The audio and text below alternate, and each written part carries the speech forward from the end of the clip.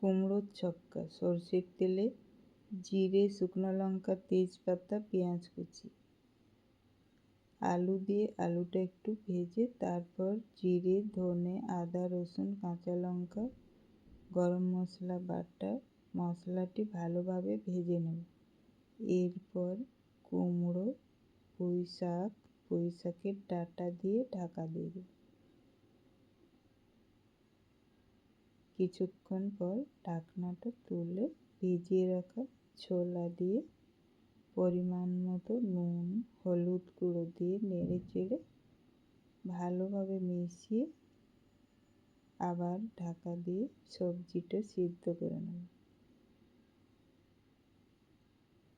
সবজিটা সিদ্ধ হয়ে গেলে স্বাদের জন্য একটু চিনি দিয়ে নেড়ে চেড়ে মিশিয়ে সিমে রেখে কিছুক্ষণ রান্না করব।